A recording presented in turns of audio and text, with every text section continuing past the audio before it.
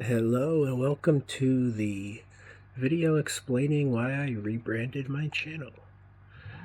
This is Kevin, formerly Resilient ME, now Outwit ME. And to explain my reasoning, I really came to detest kind of the concept of resilience, the fact that there's innate value in the suffering and like any wisdom to be gained out of it, any benefit to come out of it, that's oof. I feel like that encourages helplessness and seeking pain, having those kind of beliefs, and I feel that was completely inauthentic and out of line with how I actually carry myself. So I was compelled to change it, rebrand my channel to be more energizing and punchy. It's kind of what I was going for. No, I am not going to drive very well. Just background noise for you. So yeah, originally, I thought I was so clever. I came up with the name Fight for Emmy or Fight Emmy, and then I realized that's literally the name of a channel I've been subscribed to for a couple of years. One that I recommend at that, but that was not my idea. I would have been stealing the name.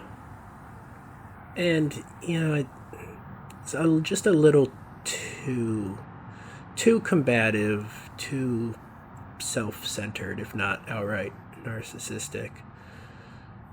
So, I worked with AI to brainstorm some names. We're not saving that. No, that's all right. And what I came up with was Outwit.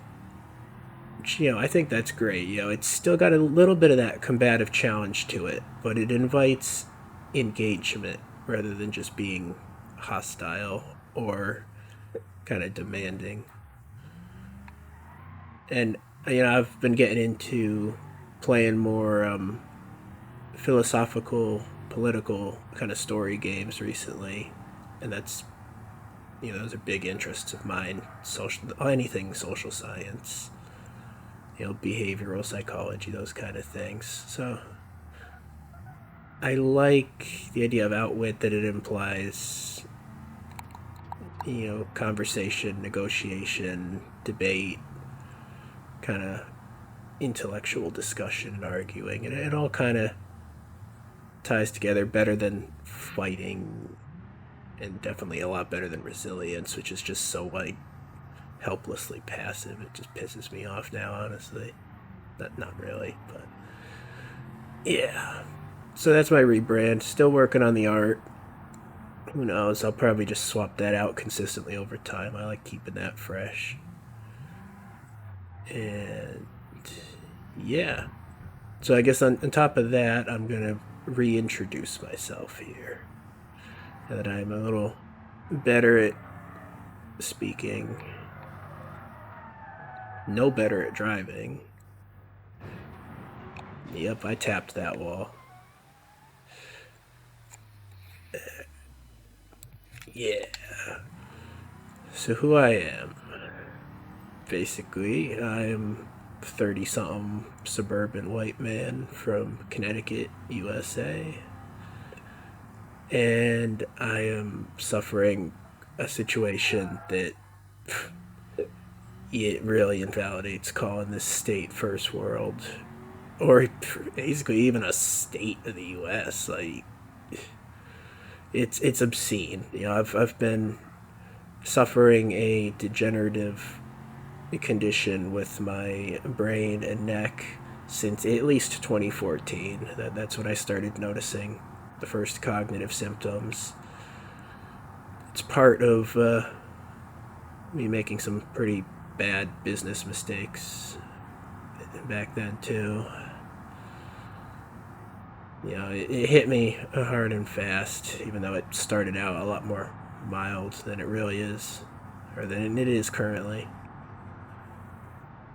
And this condition it's not fully proven at this point, but I believe that it began with some birth defects and a genetic illness. I've been diagnosed with GOLD syndrome, which is GOULD. Consider it a body wide weakness in the cardiovascular system, as well as uh, body structures such as ligaments or anything with collagen as its building blocks. And on top of that, I was born with a head tilt, which is called torticollis, I think. Yeah, one of those medical words I've only ever seen on a screen and I've never heard anyone say out loud, so you might be getting that wrong. And I think that combining those two things, the head tilt and the weakened structures, I basically burnt out the ligaments toward the top of my spine, my neck, in about 20 years of life. And I actually have a diagnosis that proves destruction of the ligaments, which is atlantoaxial instability. And fortunately, despite all this, and let me pause the game real quick. I'll show you some CT scans I have. So I'm actually got some evidence to show you here. So you can see here, my head tilt is to my right, which scans like this consider it mirrored for the sake of simplicity here. So the top of my head goes to my right. That's what you'd see if you had met me in person. But what the scans show is that my spine has a curve toward what would be my left. And additionally to that, I have a rotation, though I don't know when this developed. There is a possibility the spine and the rotation thing are more recent. The head tilt I was born with. But what I believe is that the tilt is probably just how my body compensated for the spine curvature, or vice versa. I can't prove that. But I have all this, physical data, proof, but yet I was diagnosed with something else, which is myasthenic encephalitis, or no, myalgic encephalitis, also known as chronic fatigue syndrome. Just basically a catch-all diagnosis for people who've developed cognitive difficulties. I have links to better describe this on my channel homepage. Generally, patients have full body fatigue, aches, exhaustion, a whole list of things that I don't suffer the majority of. But I was branded this, it's an untreatable illness, whatever, that's what doctors say when they don't want to deal with you anymore. They say it's untreatable, or they say it's psychological. Yeah. And literally, the cruelty here of medical care in the modern day is you will have doctors look at this. They'll look at CT scans like this. They'll look at my genetics, the fact that I was born with a condition that explains, the developing brain damage and cognitive impairment. I have been diagnosed with severe brain atrophy as well. I don't have the knowledge to read that myself, so I'm just basing that off the diagnosis. And intracranial pressure fluctuations from high to negative pressures, which indicates internal wounds and leaking of fluids where they shouldn't be. Give me a second to get back to my original point. Yeah, the doctors will look at all this evidence, all the data I have on my case, and then they get pissed because they're the wrong doctor for the job. It's like, I don't know why it's such a problem to transfer a patient or hand them over to someone else, but it is. So they get pissed. They blame you as the patient. They literally will look at all this, all the documents I have of, internal physical injury, the genetics, the birth defects. They look at it all and they say, you manifested this through malingering, bad thinking, believing you have, a physical illness has retroactively given you a physical illness. It's literally like the furthest reaches of New Age spiritual thinking, wrapped up in basically medieval medical science that blasphemy invites illness and sickness. And that is what modern day hospitals are doing to patients like me. And probably I'd say explicitly to people with cognitive impairments who are, physically incapacitated, which I am. My head and neck can't tolerate any movement or force of gravity, so I'm pretty much stuck in bed despite 90% of my body being like physically able. And the cruelty here is just so much extra because, as I mentioned before, I came down with the original tells of this in 2014, and I spent 6 years in denial that I might have a medical problem. I was treating it exclusively as a lifestyle failure. Just optimizing and optimizing, my diet, my exercise routine. Did a little bit of mental health here and there. Just blaming myself for it, denying any possibility that, basically that I would need help. I had already had very bad experiences with doctors back in 2011 and 12 with a knee injury that developed into nerve damage. And that is a good swinging point that despite the same brand of untreatable on the peripheral neuropathy I was suffering 15 so years ago, I solved that. I went and I found a medical device called the Rebuilder prior to it getting FDA clearance and approval. It was being used in Europe or whatever. So I found that, sought it out, found someone who helped me get one, self-administered the treatment, fixed my legs, and was walking again. All the while doctors were saying, give up on life, you manifested it, like, here, take some Valium and get used to being high all the time, you're never going to get better, never walk again, all that. I fixed it. This ME disorder, there's an estimated 7 to 10 million people in America who they believe would qualify for a diagnosis of this. There's not really great science to prove that all these people actually have like the same condition. It could just be any combination of things that leave people with similar symptoms.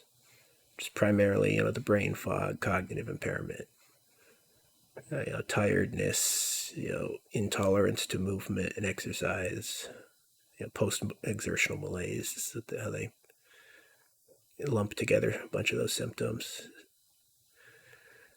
And all these people are just being denied diagnostics and treatment and advocacy. Like, just because they have an untreatable diagnosis. And I'm telling you, I've fixed something before. Like, this is a lot worse and there's a lot less science to back on. But I believe I will fix this, and I will try to live as an example. You can't just take experts' words for things, especially when there's obvious cruelty and neglect at play. And I do have the CT scans open right now. I'll show you what I believe this is. You see my neck is, leaning, twisted a little bit, whatever that is. And my atlantoaxial instability diagnosis is relevant to these vertebrae here. It's actually the entire region here because I also have cranial cervical instability. So it's C0, base of the skull, through C2. And this is where I will admit I don't have the best understanding of anatomy. I'm not sure if we're counting 1, 2, or 1, 2, like, but it's within this general region. And that crosshair means that is the level that this top-down scan is looking at. And if you'll look here, you don't need to know what all these structures are, that's fine, but you'll notice the asymmetry here, where there's a gray circle on this side and it's not over here. I think this structure up here may be, I mean, these are the jugular veins, internal jugulars. I believe my symptoms, the cognitive issues, are caused due to a lack of blood flow because one of the two jugulars is compressed. It's a to be proven theory, but everything aligns if you go to the symptoms of the presentation, how my condition is provoked worse, so on. I mean, I've also lost my voice at various periods of time for, up to a year or more, and the nerve, you can't see the nerve here, but the nerves that are responsible for controlling your vocal cords are in this same little cluster here that would be compressed, as well as the vagus nerve, which is responsible. I mean, I'm very, very much oversimplifying, but for relaxation, which I have no capacity for. So that's the CT scan. I've got that open for too long here. And these are the symptoms that I suffer with. I'm not going to read all of this, but I'll just have this up just for the record. It's very important what I do have and also what I do not have. Because I've mentioned it before, I have this ME diagnosis, but there's at least 4 different guidelines for diagnosing this disorder or syndrome. And I only qualify under one of the 4 of them. I do not have enough symptoms to be diagnosed under the other ones. And I've been suffering life-threatening emergency events since early 2022 and have called 911 and gone to the ER about 7 times. And every time, I might get a couple diagnostics done, but other than prescribing like one heart medication, there has been 0 attempt to stabilize, manage, or treat me in any way. And just outright refusal to send me to a higher level hospital, even though every place I've been has said we don't have the specialists you need to see to achieve anything with your case. And we're well aware of what types of specialists I need, neurosurgical, neurovascular. And these hospitals don't even have, general neurology for the most part. Yeah.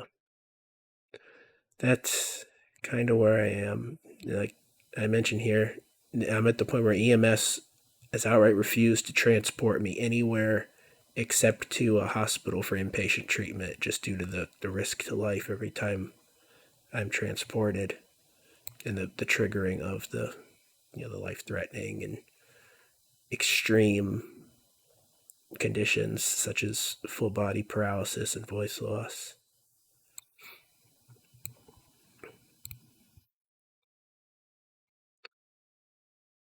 I don't know why those words were invisible.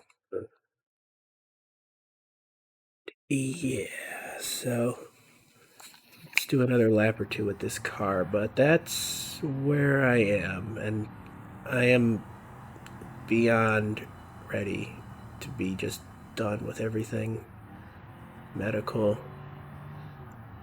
Get on with, or get back to, being able to think clearly and work on education and finding some work to do, like I want to get on with life.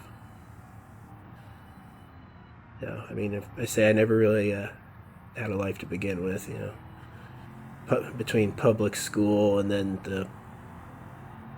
the previous joint issues I had, I maybe had 1 or 2 good years in my 32 years of life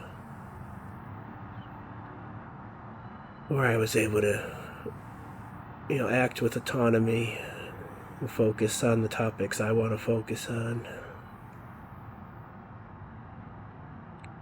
So yeah, this channel it's pretty selfish. It's me airing my thoughts while I do what I can. I learn things better when I can externalize them. So it's me trying to push my own education and improvement despite my issues, as well as documenting my experiences, which will hopefully culminate in a success story with a record of how I got to the proper care when it's refused through all the basic services, calling 911, going to the hospital, primary care doctors, all that fails patients like me. Even going to the state's Department of Health, Department of Social Services, police, I mean, all of it just fails. As soon as they realize you're incapacitated and have cognitive impairment, you're an easy victim. And that's where I really can't go back to just trying to pride myself on being resilient and surviving and all that, because that's not enough. This has to be a full victory, and there has to be legal consequences for basically, by all intent and behaviors, I've being treated like my citizenship's been revoked. Like living in America with no access to basic medical care, emergency services, legal aid, advocacy, like anything. I don't even have, disability or, financial resources for me. I don't apply for, the free medical insurance anymore because I need out-of-state coverage. So you got to get a premium plan. It's just obscene. We live in a supposed rich country with everything handled, all these resources, and just have it pulled away because you've been branded literally a heretic, a blasphemer. You dared to come down with not come down with, but develop the wrong injury and acknowledge it. So the crime of not just noticing, but living a banned life. Yeah. So that's who I am. That's the kind of energy I'm trying to bring forward, is, as much as I can manage, energy of rebellion, as well as just thought-provoking questions, and primarily just the rejection of suffering. There's no value in suffering and sickness. It must just be fought relentlessly until it is beaten. I think it's really harmful that people embrace their own misery, try to find comfort in it. I don't know. There's a lot I could say about it, and probably will in other gaming videos as it becomes contextually relevant.